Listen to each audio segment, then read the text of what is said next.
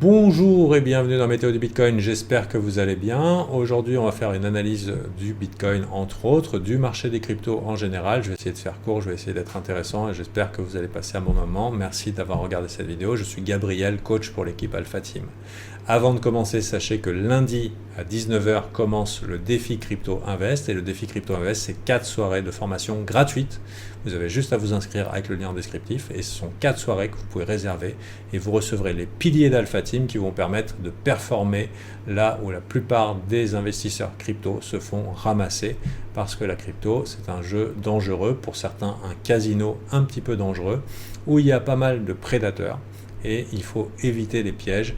Loin des promesses d'argent faciles, il faut faire attention à ce qu'on fait et avec nos piliers Alpha Team qui sont les stratégies, le mindset et la méta, on essaye de mettre nos poulains le mieux possible. Là, dans 4 soirées de formation gratuites sur déficryptoinvest.fr, il faut juste aller au bout de votre inscription pour recevoir le lien Zoom et c'est parti mon kiki.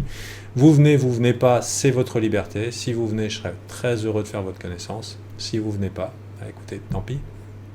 J'espère que ça se passera bien pour vous sur les marchés, alors qu'on a quand même des signes un petit peu alarmants. Parmi les signes alarmants, on voit un peu l'explosion exubérante au niveau des meme coins, que ce soit ceux qu'on voit dropper sur Solana ou la force la plus grande sur l'ensemble du marché crypto autour des coins comme WIF, Bonk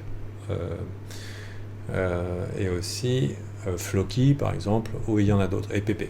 Donc bien sûr, tout le monde a accumulé pendant le bear market, pendant des années, les coins fondamentaux du futur pour finalement tout abandonner leurs beaux projets et se mettre en ligne sur des coins de chiens, de grenouilles et de chats.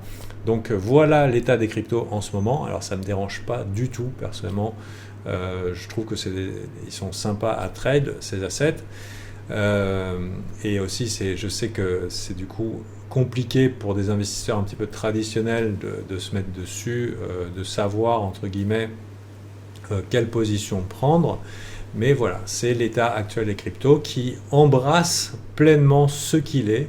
C'est un casino, une arène géante où les gens essayent de tirer parti des mouvements de foule, avec parfois pas forcément de raison rationnelle, sinon que ça monte et c'est intéressant.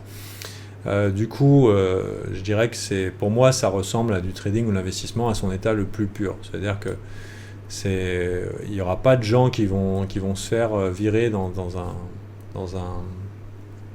un plan social d'une entreprise qui a tout perdu, machin et tout. On sait que c'est plein de scams, qu'il y a plein de vaporware, que ça coûte quoi de monter un coin aujourd'hui, un compte Twitter, 2-3 mèmes, un prompt sur PumpFun et ça y est, t'as ton coin crypto.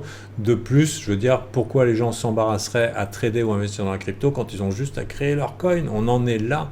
Et là, on a Paris Hilton, Katy Perry qui arrive pour prendre le truc, alors que Trump, son coin est en train de pomper et que ça lui fait plaisir, même si c'est pas lui qui l'a créé. Et comment s'appelle, Caitlyn Jenner, le papa-maman de Kim Kardashian, s'est mis bien avec un 800 000 vite fait, bien fait sur un pump and dump. Donc l'état de la crypto, disons, se gangrénise, il y a des loups dans la bergerie. On prend conscience du côté vaporware de certains investissements pour finalement partir en ligne sur des coins de chien, chat et grenouille. Donc bienvenue dans la crypto, j'espère que vous êtes bien accrochés. Maintenant, tout n'est pas pareil, on a certains trucs qui peuvent tenir la route, mais n'oubliez pas, quelles que soient vos thèses fondamentales, elles doivent être confirmées par des confirmations techniques. Ça veut dire une tendance qui va dans le bon sens. Ça sert à rien d'être investi dans un bon truc et qu'on voit le truc qui part dans la mauvaise direction. On dit dis donc, ça doit monter, mais ça monte pas. La tendance est baissière. Et inversement, si vous avez des bons fondamentaux, vous voulez voir une tendance haussière ou des confirmations techniques haussières pour votre coin, plutôt que d'espérer. Donc là, on est dans un mode PVP, joueur contre joueur. On n'a pas vraiment une énorme vague retail, du moins en France, Les Américains sont dans les cryptos depuis pas mal de temps.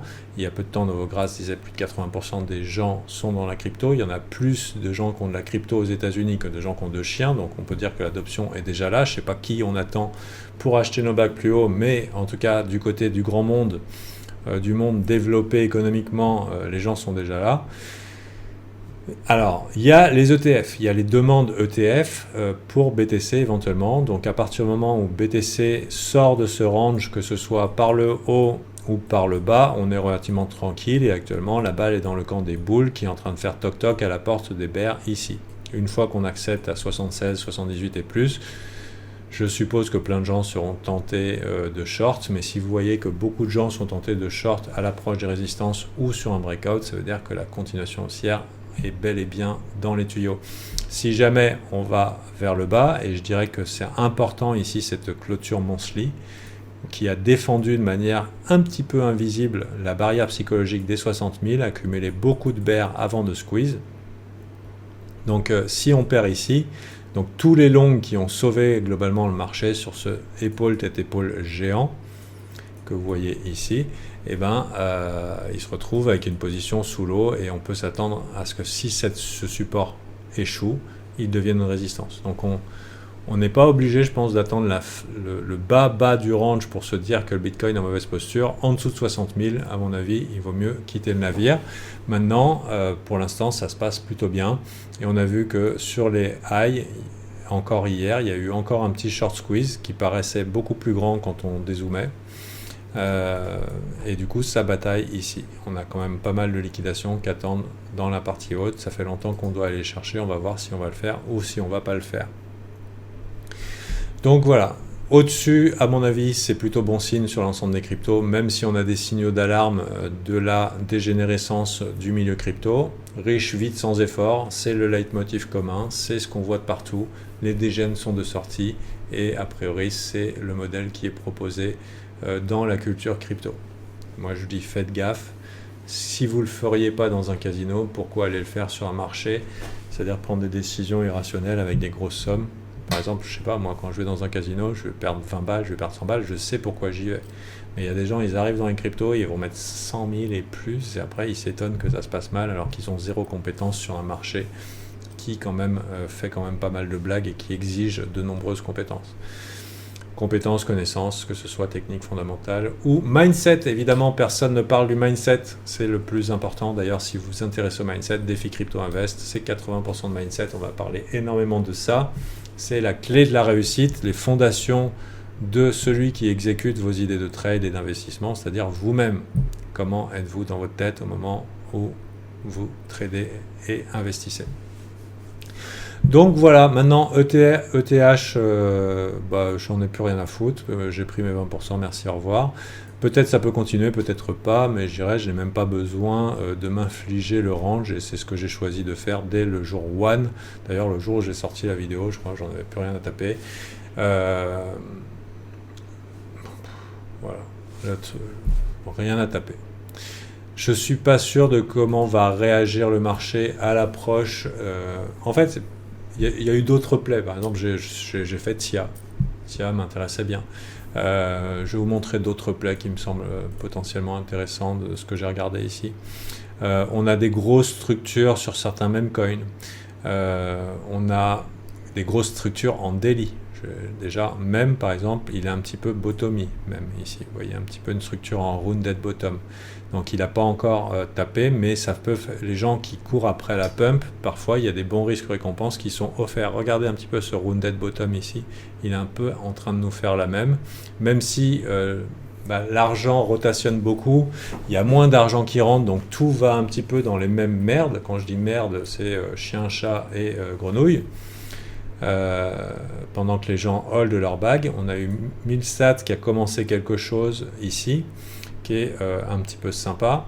On a Ace qui est en train de démarrer quelque chose, donc ça c'est des choses à vous mettre sous la dent éventuellement si vous cherchez des bons risques-récompenses, si vous ne voulez pas être de ceux qui courent après les pumps mais qui peut-être vous s'offrent l'opportunité, tant que le Bitcoin n'est pas menaçant, s'il commence à tomber, forcément il y a tout qui tombe.